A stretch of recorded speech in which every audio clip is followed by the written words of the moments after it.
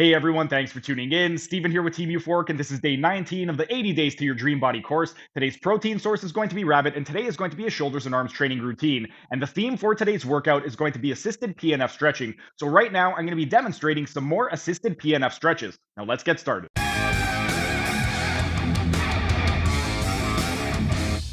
And while we are resting, let's continue with our PNF stretching demonstration in a sideline position, and we're going to continue at the pelvis. What we're going to do right now is focus on the anterior pelvic tilters. So because we're focusing on the anterior pelvic tilters, we want to take the patient into retroversion or a posterior pelvic tilt in order to stretch the anterior pelvic tilters. One thing worth noting before we even get into the whole setup and hand position is we want to have a little bit of flexion in the hip. The reason we want a little bit of flexion is because we're going to want to place the hand at the bottom of the anterior superior iliac spine, or the ASIS. And what happens is if we have the hip in extension, all of the muscles that connect to the anterior superior iliac spine are going to be very taut. And when the muscles are taut, it's going to be very, very difficult to get a good grip underneath the anterior superior iliac spine. So by placing the hip into flexion, and it doesn't need to be much, we're going to create a little bit of slack in that area, and we're going to be able to get a nice firm grip underneath the anterior superior iliac spine. But with regard to the hand positioning, what we want to do is on the back side, we want to go ahead and we are going to be on the top of the posterior superior iliac spine, or the PSIS. And on the forward hand, we are going to be on the bottom of the anterior superior iliac spine, or the ASIS. A couple different options for hand positionings. You can either go with an overhand pronated grip, which I personally am not a fan of because this just feels really uncomfortable for the shoulder and it doesn't feel very, very stable for me. So I prefer a underhand supinated grip on the top of the PSIS. And then with my forward hand, I'm just going to go on the ilium, and I'm going to dig underneath the anterior superior iliac spine. So what I would want to do right now is take Johnny into retroversion, or a posterior pelvic tilt. So I would go ahead and press the anterior superior iliac spine superiorly and the posterior superior iliac spine inferiorly. So I would, on the inhale, Johnny would go ahead and contract, and I would tell Johnny, stick your butt out or go into an anterior tilt, and he would go. And then on the exhale, he would relax, and I would get deeper into the stretch.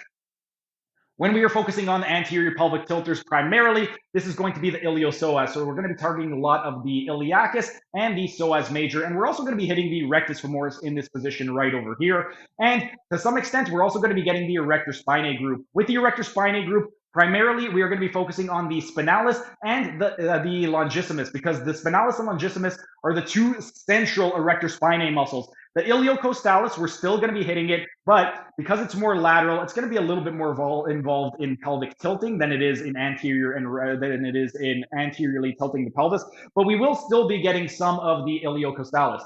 Then some other muscles that are going to be getting stretched in this position is going to be the adductor longus and brevis, as well as the sartorius. And to a lesser extent, we are going to be getting a little bit of stretch in the tensor fasciae lati muscle, or the TFL, and the anterior fibers of the adductor magnus. We will also be getting a little bit of stretch in the pectineus and also the gracilis. Next, we want to focus on the posterior pelvic tilters, or the retroverters. With regard to the posterior pelvic tilters, we are going to want to take the patient into anteversion, or an anterior pelvic tilt.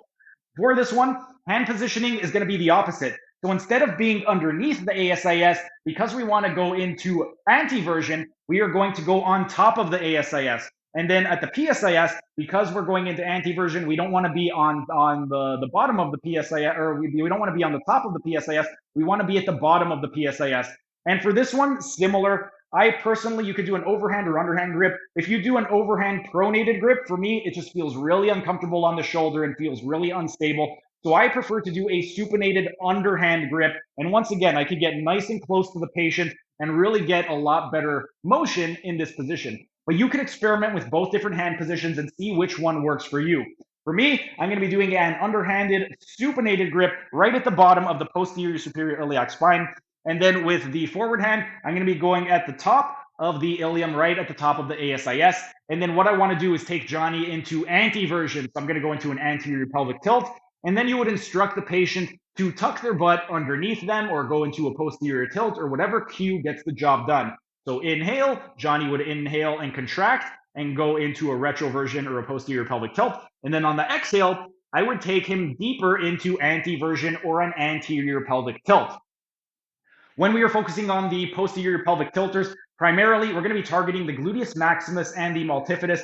The multifidus is a very, very important spinal stabilizer. So for a lot of people, it's going to be very, very tight, and this would be absolutely wonderful for them. Some other muscles, we're going to be getting a lot of stretch in the rectus abdominis, as well as the semitendinosus and the semimembranosus.